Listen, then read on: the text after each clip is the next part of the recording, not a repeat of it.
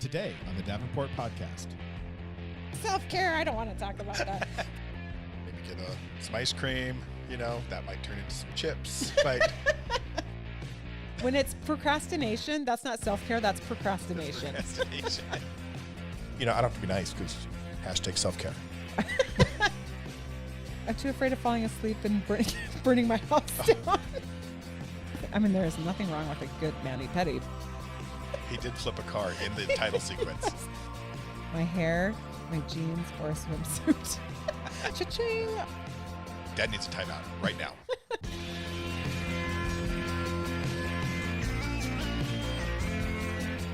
Hey, Jamie. Welcome back to the Davenport. Thanks, Guy. It's good to be back on the Davenport. It's always good to see you. Hey, before we get started this week, I wanted to give a shout out to our listeners. Thanks so much for tuning in. And just a reminder, please subscribe so you don't miss any episodes.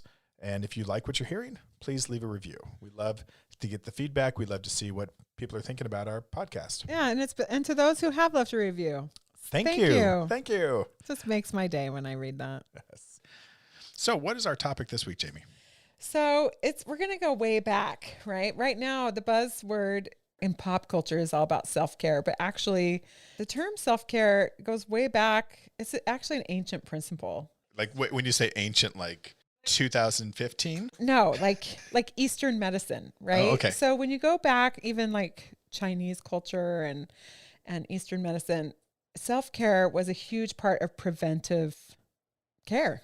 Okay. And so it was all about restoring balance, and that might be physically through eating well and exercising, and mentally. I mean, if you think about the practice of yoga and meditation, that's been around for a long time.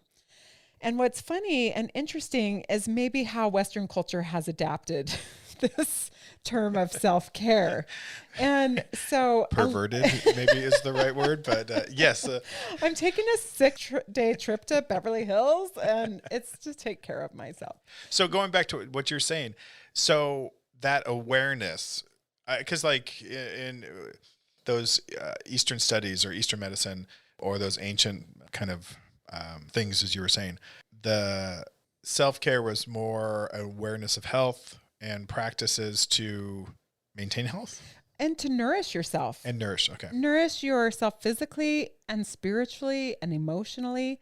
And I think that still is how I would define it clinically. I mean, when my clients are not doing a good job of self-care, and we can certainly get into a conversation about boundaries too, because that is part of taking care of ourselves, is setting healthy boundaries. But yeah, I have a whole list of questions on this topic, but yeah, keep going. But with self-care, I think as it's been introduced into Western culture, it's taken on a whole new perception. And so I get a lot of clients who are like, isn't that selfish? Or what's self-care and what's selfish? And, it's mud. It's just mud. Yeah. And it can get really muddy. And sometimes the exact same request, I mean, a husband might golf for 6 hours on a Saturday, and for one, it's self-care. It genuinely is self-care. And for the other, it's really selfish, depending on the context of going about the activity and the intention and the dynamics in the family and things like that. So it's just an interesting subject. So for purposes of today, I mean, because I just around that topic, as we were kind of brainstorming ideas, I mean, self-care, self-love, self-compassion, selfishness. I mean, even borderline like overdoing it, right? And it becomes procrastination. It becomes boundary issues, laziness. There's a lot of things that turn good and bad. Yes. That why is it so confusing? Well, I think it can get muddy, and then it becomes self-absorption, right? And so I think part of what maintains balance in our lives is our ability to connect and serve others and anticipate what others need. And so it kind of goes back to the whole concept of an empty vessel can't bring you water, right? So you have to kind of be full, but you want to be full of good things. So if I binge Netflix for 10 hours and I call that self-care, I'm not really going to be super engaging probably with my partner or my children or my friends. coming off of that. But at the time, it feels okay, or maybe even good.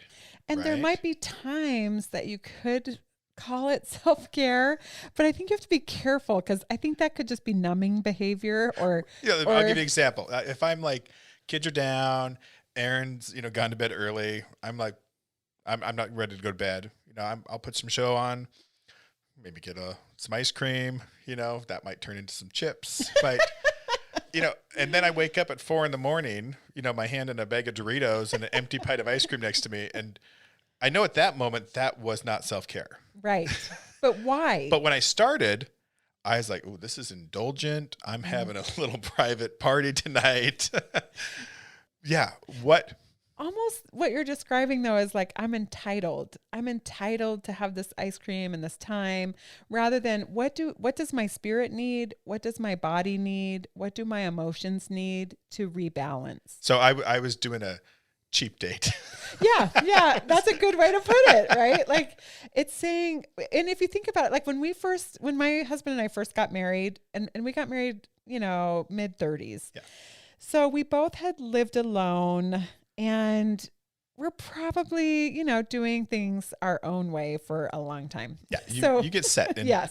So when we got married, it was great. Like I work out every day, 6 days a week. Only on Sundays, I don't. Well, right now I walk the dog. That's about it on Sunday. But Sunday's like my rest day. Okay. But 6 days a week, I'm up at 5:30 and have been since I was like 14 years old. You get up at 5:30?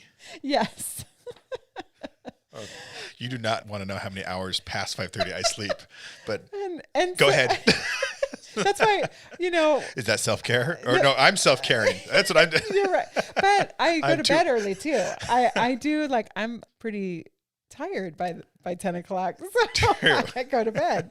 And so, and everyone functions differently that way, right?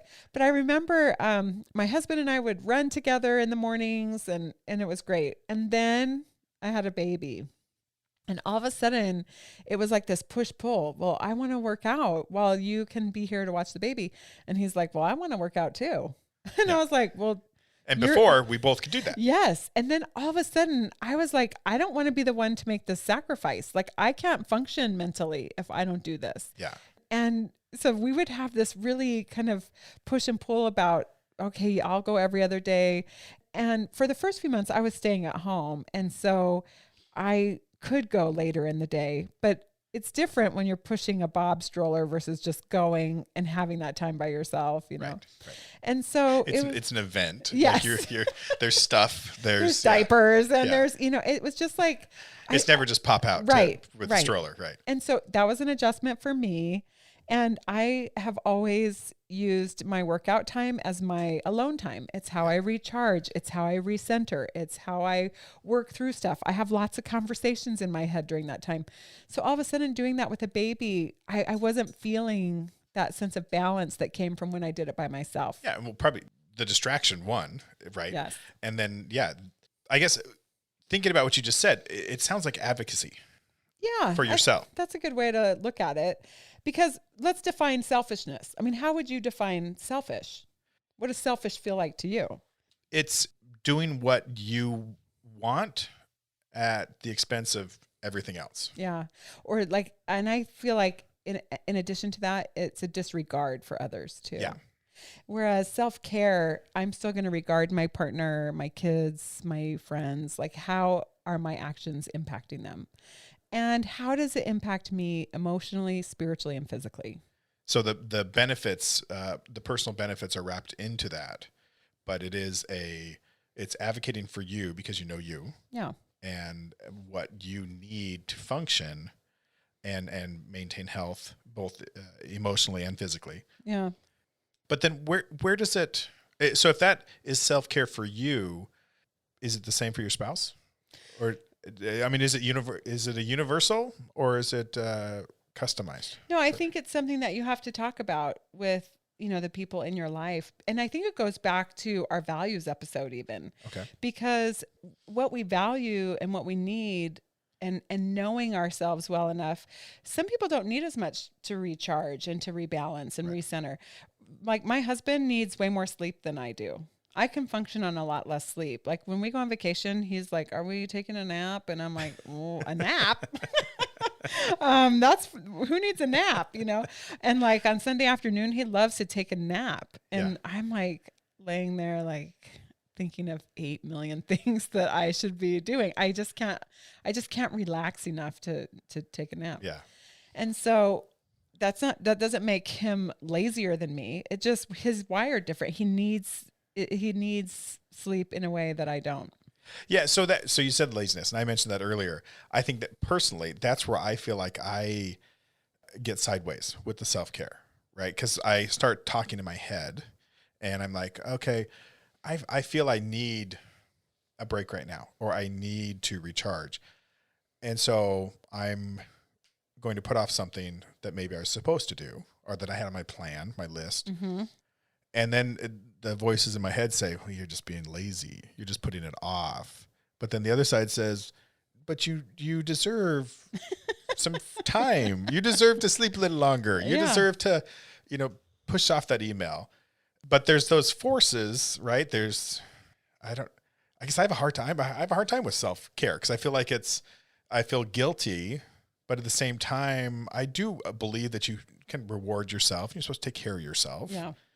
Maybe it's tied up into kind of owning our own business, and we're doing everything all the time for so many years, where if you do feel like you're not being productive, instead of like patting yourself on the back and saying, "Oh, good job, you deserve a break right now." Yeah. You're kind of like, well, I'm just kicking it down the road, or I'm being lazy, or I'm eating what I shouldn't, or I'm numbing or medicating. Yeah. Well, and I think, in my business, if I take a week off, like I'm not making money. I mean, if I'm not seeing clients, then I'm not bringing any income. And so but then I have to really take care of myself. There's that term, self-care, because really, wait, is that how it ties in? Okay. Because part of it is I have to do these things so I don't burn out. And so that's how I frame it. So that, okay, what do I need to do in my personal life and in taking care of me to avoid burnout and to be balanced spiritually, physically, and emotionally? What does that look like? And I think that's different for everyone. Right. I mean, some people, I think Dave my husband would be like, hey, when I surf on Saturday mornings, that is like spiritually rebalancing for me because he's out there. And sometimes the waves are terrible and I'll be like, I think you got up once while you were out there. But he's like, he'll get out and he'll be like, I just love paddling out. I just like being out in the water. I just like the feeling that it gives me, because he's had this long work week, and just being outside and being in the ocean is rebalancing for him. But for someone else, that could be an anxiety filled experience being on a surfboard for 4 hours in the ocean. Right. So you said, you mentioned the values earlier. So it sounds like the definition of self-care is individual, and it's tied to what you not only value, but what brings you joy and what brings you that kind of restoration, that like restoring powers of, I guess, rejuvenation. That's another word. Yeah. So then tell me about the dark side. Of it. I feel like it's been weaponized or something. Well, I do feel like self-care has taken a turn, right, into this borderline selfishness area, or this gray area. Yeah, it's used as a justification. Now, right. Right. On others. Like that's what I've like, aside from being kind of popular and trendy, there's I don't have to be nice because self-care, right? Or self-love. I love myself. And I'm probably generalizing grossly here, but like, give me an example of where you feel like self-care has gone to the dark side. It's I guess more social media, where someone will be justified in saying, well, this person did this wrong, and because I care for myself, I'm not going to allow it. # self-care. Okay. Got it. Yeah. And so as a passerby, you're like, oh, they're doing it for themselves, right? They're protecting. But that's where I feel like, that's boundary setting. Yeah, and even then, doing that in social media and like calling people out, that's not a boundary. That's actually a violation of boundaries. But I think part of it is when you really are looking at self-care, you're considering what your needs are. Self is the important part. So, right? The self, but it isn't like I'm going to go spend 6 days at Disneyland while my kids and husband stay home because I've been, making meals and folding laundry and I deserve it. That's not what self-care is. And self-care is... That's a treat and a reward. Yeah. And if you've negotiated with your partner, and that's okay, great. Like, I'll give you an example. So even with my daughter, like I mentioned last week, I really try to teach her this concept. So once a month, she picks a day and she takes a mental health day because she's in middle school and she gets a lot of social anxiety. And that age in middle school, it's like, I never fit in. I don't have any friends, all of this. And sometimes it just comes crashing down. And I've learned if she has a day that she's kind of looking forward to and she plans it. And sometimes that is a day at Disneyland. Sometimes it's a day in her pajamas, watching movies and making cookies or whatever that is. But it's just I'm trying to teach her to be aware of her mental health. And I might get some emails about how wrong that is. And I get a letter. The truancy office just called. And I get letters every year. No, truth be told. So, Mama Below did the same thing. I had, it wasn't equitable. I feel like my siblings maybe didn't have the same negotiation. But in high school, I could take a day off once a month, just not do anything, right? As long as it wasn't like to avoid a test. Right. Or to, actively, if I was doing bad in a class. It wasn't an avoidance day. It was a recharge day. As I was just saying that kind of clicked for me. Yeah. When it feels like avoidance, it's not self-care. Right. When it's procrastination, that's not self-care, that's procrastination. So I think that's important. Like, I'm not going to study for this test because I really need a mani-pedi. Yeah. That's not necessarily self-care. Self-care is, what do I need to get done? And then what do I need to do to avoid the burnout? So I've been studying. I'm not saying there's nothing, there is nothing wrong with a good mani-pedi, but you go get a mani-pedi after 3 or 4 hours of studying and then go back to studying or whatever that is. Not before, as you deserve it because you are you. Yes. And then whatever, you'll deal with the homework later. Because when we get what you're describing is a little bit of grandiosity. And I think it's gotten spun up in marketing, and maybe that's, we work in marketing. And I think that, to me, that's what feels stinky about it. Is like, it felt, as we're talking, it feels like a very good concept and genuine. Yes. And then you see it splashed on billboards or advertisements or pushed to sell water bottles and, or vacation plans or whatever it is. Yeah. And you're like, oh, maybe this doesn't feel genuine anymore. But self-care should feel like, I don't know if Alexis is self-care. Yeah. Right? Alexis with a bow on it. Right? But yet that's what we see the imagery of. Yeah, it can be. But I think when you're being true to the principle of it, it could be writing in a journal for 15 minutes. Yeah. It could be calling a friend on your way home from work instead of, talking to a coworker about a project. It could just be doing these little things that help you recharge and recenter yourself. And that requires self-awareness. And a lot of people don't, because we get lost in our kids, or we get lost in our marriages, or we get lost in our jobs. And all of a sudden you give someone some free time and they're like, I don't even know what to do. And when I was growing up in the 70s, they didn't call it self-care. My mom wasn't like, well, this is what I do to take care of myself. But my mom was a really good example of someone who balanced herself. And I can remember in the 70s, she and her friend took like a disco class in the evenings. Nice. And when we moved to San Diego, I was like 6 years old. And she took a sailing class. And I remember her going walking and doing things. And trying things. Yes, and playing pursuits, tennis. interests, things like that. Yes. Yeah.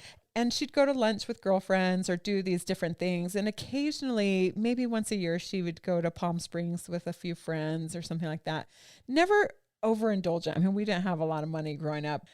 But she always did take some time for her. Yeah. And that's an important lesson to teach our kids, that she was a person. And I saw her as someone who had her own friends and she did things for herself, even though I felt like really she did most things for us. Your life, you focus around you and how she helped you and served you. Yeah. But I like what you said there. That is, Very true. It's maintaining you as an individual Mm-hmm. in your many roles, but yet you still have the core you, right? If your personality, your interests, your passions aren't developed and fed and rejuvenated, they kind of like we talked about unwanted identities, right? Yeah. Like you turn into something maybe you didn't intend. Yeah. So the night with the bag of chips and the pint of ice cream, That's not me. that's not self-care. Yeah, and that's not who I want to be. But that's not a terror. I mean, it happens once in a while and we kind of numb out. Yeah. And I think we all engage in that kind of behavior, but you don't come out of that feeling rebalanced. You don't come out of that going, I feel a lot better about myself because right. There's nothing about that says this was a good choice. Yeah. But you stumble up to bed like, oh, never again. Yeah. But part of it is you almost have to go through those experiences to redefine your own self-care. Yeah. And because all of a sudden you're like, oh, this didn't feel good. And so I'm going to do more of what feels good, which is maybe not the daily walk, but whatever works for you. We know how you feel about your daily walk. So the kind of domestication of self-care is really kind of a rebranding of just empowerment, right? And then it's been manipulated and used to kind of spread other messages and sell products and goods and also be hashtags on social media. Well, and it's become more surface level rather than what is it that balances you. And that's right. What, anytime there's a hashtag, right, it's lost some of its potency. Right. And I think for the purpose of this podcast in self-development and improvement, it's asking yourself, do you feel a sense of balance? Do you feel, and we know when we're out of balance. We know because either. And for those that maybe, what's balance? How's balance feel? Wellness, right? Yeah. I mean, if we're short with our kids all the time or our partner or our self-talk is anything but positive, that's a pretty good indication that we're not balanced. Yeah. And the thing is then you have that whole part of your mind that's like, oh, great, here's one more thing I'm not doing. I'm not taking care of myself or I'm not doing enough self-care. And I think we have to get out of that concept of that self-care is this frivolous, surfacey thing, because that's what you're describing. Yeah, like, I have a twisted sense of it. Right? It's more of that time we take to be quiet and listen to what we need. And what do I need so I don't burn out or lose my... Fortify the me, right, so that I can show up fully in the world and engage and love and share and grow. Right. Right. We have a mutual friend. Let's do a shout out to Alicia Larson. She calls this moment hulking out, like when she gets upset with her kids, or she gave a talk to our congregation one time, and she talked about hulking out because she was, getting impatient. And I have stolen that from her 1,000 times with my clients and everything, because I think it describes it perfectly, because that was a show I watched when I was a kid. Yeah. My mom didn't let us. Oh, The Incredible Hulk. She thought it was violent. But he did flip a car in the title sequence. Yes. But we would always sneak it and watch it because we thought it was so awesome. But when I showed that to my kids the other day, by the way, and they're like, what is this? Like, how did you even watch more than 10 minutes of the show? We're like, we watched every episode. We don't hear that sound. It's gonna happen. Yeah. Yeah. And the shirt rips and it's just there's the eyes first. There's always that look in his eye, kind of crazy. And the camera closes in. Yeah. And you think about that moment, and we all do that. And maybe we don't get loud and angry, but we all have those moments where we hulk out. Yeah. And we kind of lose it, and we just have to rebalance. We have to it's almost like a timeout. Right? I'm going to take a time out for myself. Yep. Erin's looking at me right now because I've been known to take my own time out. Then that's self-care, right? I announce that even. I'm like, Dad needs a time out right now. I'm putting myself in time out. Yeah. And that's okay. That's self-care. That's being aware of what you're feeling and knowing that you need to go and figure out how to manage it and deal with it. And so productive would be when I put myself in time out, not to go and eat chips and ice cream and or scream at your kids or go shopping and buy a bunch of, it's being more introspective. Yes. And be like, okay, I need to remove myself from that situation. What am I feeling? What do you need? Yeah. What do I need? And communicate that. If it's to yourself or to your partner or whatever, and then execute it. make it happen, make a plan. And so I'm amazed at how many times I have to make this a homework assignment where I really have to go through this with my own clients of what self-care really is. And yeah, as you can see, just from this conversation, They're there's like- a little bit of what the hell is it? You know, yeah, they're like, Hawaii tickets are $153 right now. Is that what you're talking about? right, exactly. No, that's just fun, right? Like, and we need to have fun in our lives too. And I'm not discounting those frivolous things that are fun and fun for us if we can afford it or we have the time or whatever. But that isn't what, like when I go get a mani-pedi, that's fun. It's not really rebalancing. You know what I mean? It's not like I come back spiritually centered, emotionally centered, but I could do something like that on a timeout. Like I just need to decompress. So I go get a manicure or whatever, fill in the blank. Right. But for someone else, that may actually recenter them. Just sitting in the chair and having someone work on their feet or whatever, that might really... like a massage or something, right? Yeah. Some may feel that's indulgent. Others feel that that's therapeutic. Right. And that's why self-care starts with self-awareness. Yeah. And so you have to know yourself. We got to know ourselves. Man, it's a recurring theme here. Yeah. You really got to do the work. You know, right? Yeah. And so not to be a broken record, but it goes back to feeling. What am I feeling? And what's the tape I'm playing about myself, to myself? And when my tape is really negative, then I eat the pint of ice cream or or if I'm so overwhelmed and I'm not...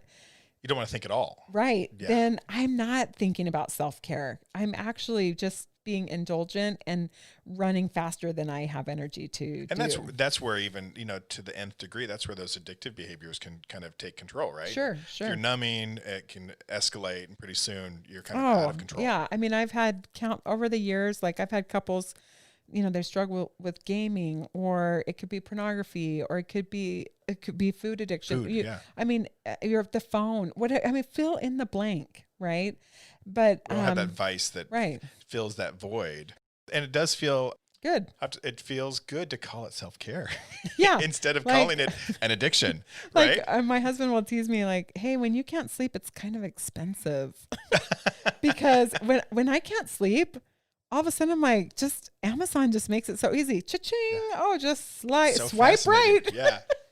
and all of a sudden, all these Amazon boxes are coming, and I'm like, I had insomnia. Yeah, it was a rough week. Yeah, or but that immediate high kind of comes when you buy something new, but it's not lasting. That's not rebalancing, and so it's about getting honest in what you need so that you don't burn out. Yeah. And there've been times, and I just think, and with your partner, communicating that, right? Yes. If you've named it, you kind of have been able to identify it, share it so that you're aware, right? So if your spouse says, this is kind of what I need to rejuvenate, what do you need? Mm-hmm.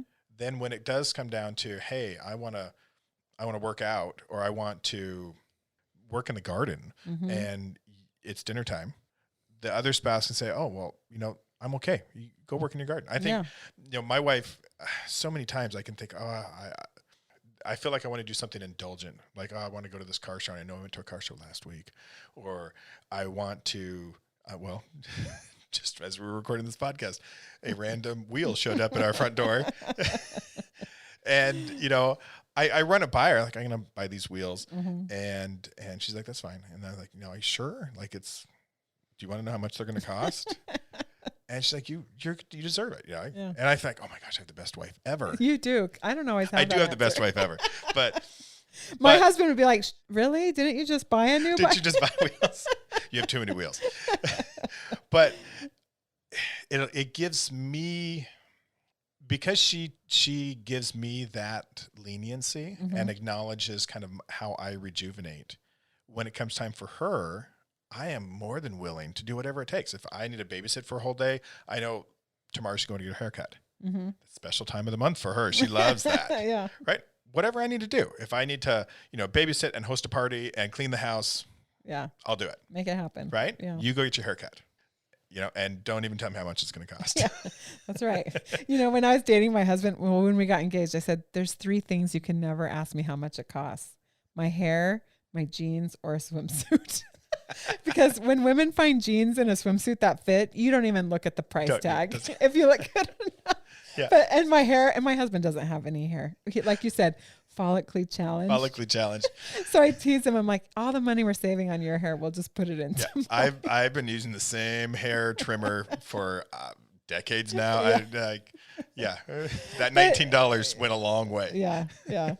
But I think, and everyone's different. Like my husband, he builds his bikes and he buys parts. And so it's taken me a while to figure that out because the bike will be expensive, but then and a bike's never done. Right. Yeah. I'm learning that. Yeah. I ride a road bike. It's done. I ride the same bike. Like a car's never done either. And then just when you think it is, you sell it and get a new one that you have to start on. Yeah. And he's in the process now of buying all these parts for a new bike he's about to build. Okay. So he keeps being like, hey, all these packages are coming. And I'm like, it's okay. It's okay. I'm just learning. And he said to me, that's his swimsuit. That's his It is. Yeah. And he said, I don't join a gym. This is kind of my thing. And it's how he decompresses. And he can tinker in the garage for a long time on that bike. I would not feel rejuvenated after that. But he does, and he knows himself. And I think part of marriage is recognizing that's how he can recharge just spending hours out there working on a bike. Yeah. And that's that thing. Yeah. In a relationship, you can appreciate that balance, right? That there's everything you love about that person. And then there's everything that they love. Mm-hmm. And you kind of get it all. Yeah. Right. Oh yeah. And then he takes my bike down and tunes it up, and it's great. I'm always like, I don't know how to do it. Can I drop my bike off? It needs a tune up actually. He's really good at it. Okay. I'll talk to him later. Yeah. So I do feel like, well, I wanted to ask so you said, you exercise 6 days a week. That's one of your self-care. What's another self-care thing for you? I think another thing for me is meditation. Like I will spend quiet time, and I go in my room and is that formal with the candle and the? No, I don't do a candle. I'm too afraid of falling asleep and burning my house down. But I might. I've never heard that as a reason why not to meditate. My foreboding joy. Yeah. I'm like, if I do that. That's your protector. Right. That's your protector. Yeah. Okay. And so, but I actually will, and my daughter knows, like I'm going in there just to kind of have quiet time, and I read, and I sometimes I'll write, and I put my phone away, and I just kind of take this time. That sounds great. And I feel like I want to do that. Yeah, I actually, and for me, I read so much around psychology and relationships, and I read about spiritual things. I really focus on a different aspect of my development rather than professional or parent. I don't read. So it's not more of what you're already doing. It's like a it's clean something break. so different. And I don't read about parenting and teenagers. I just really focus on how to develop my own spirit and a relationship with myself and how I want to live my life and the values that I have. And I spend some time thinking about that. And I used to do that in the mornings, but now I find that I actually do it in the afternoons. But it's something that's really important to me, and nice. I make it happen. I try to make it happen every day. It doesn't always happen. Yeah. I think another way it's part of self-care is like if I don't work out, my husband will be like, "Did you work out? Do you need to? You're being really mean." And I because it's part of how you take care of yourself. Hey, Jamie, it's time to work out. Why don't you go work out right now? Sometimes he'll do that, but it's just his way of offering, like, hey, why don't you go do something fun for yourself, or So he's hey, Aaron, it's time to get your haircut again. Why don't you? Yeah, I scheduled you another appointment. I know you just went last week, but it is nice to be cognizant of each other in that way. And sometimes we get so busy and we wear busyness like a freaking badge of honor in our society. And I find myself doing it sometimes too, where Thursdays are a really busy day for me. And it's funny because Fridays is our podcast day. And so really the Davenport is the best place to be because it's just this big comfy couch. And I don't have to it does feel like a big exhale. Like when you finally get here, I know, like even this morning we ran into each other and it was like at the Circle K, and we both were like, breathe. Okay, just There's a lot going on. And it was 9 a.m. and we both had been like 3 hours of trauma in the morning. And I had a 40-ounce Diet Dr. Pepper at 9 a.m. Don't judge me and don't write me about it. That's not self-care. Right. That's just that's survival. nutrition. That's No, that's survival.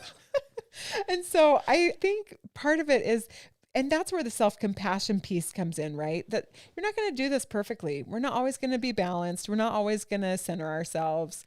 But as long as we start to become aware of how to do that, then I think we stay out of that selfish space.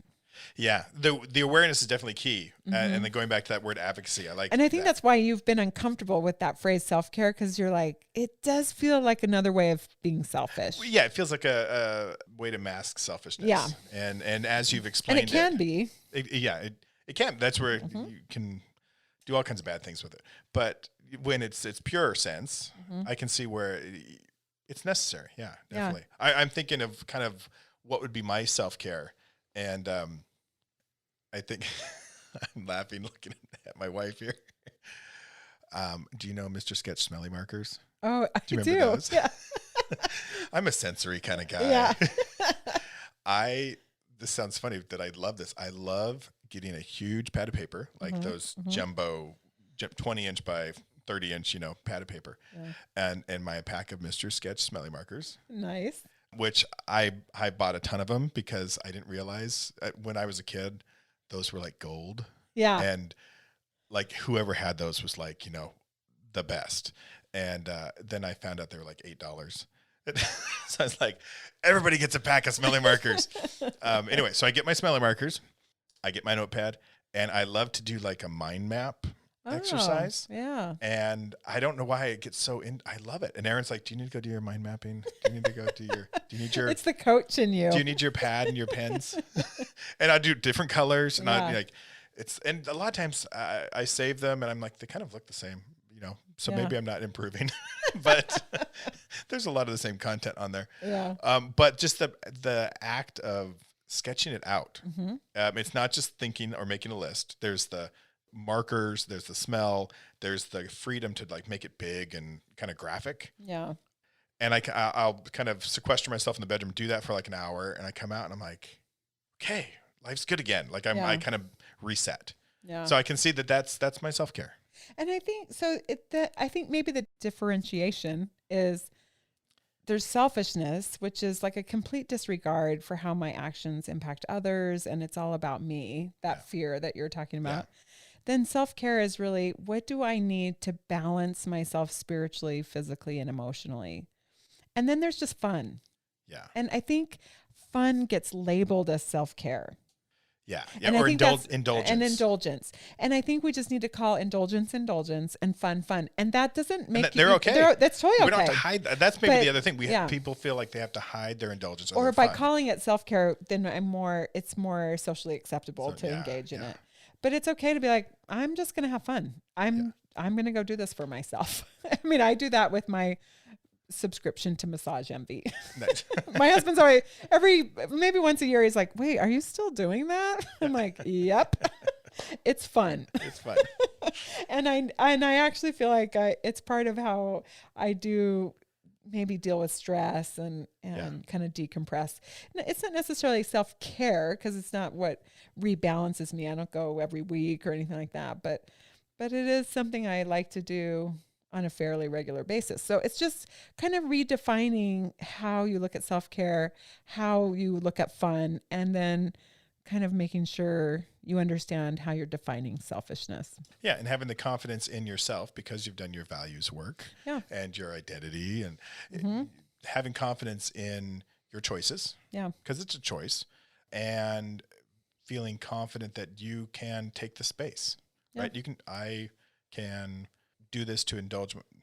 There's the word, right? Indulge myself. I can do this to rejuvenate myself, and if I want to also indulge myself, I can do that too. Yeah. And it's just understanding the consequences of those choices. Yeah.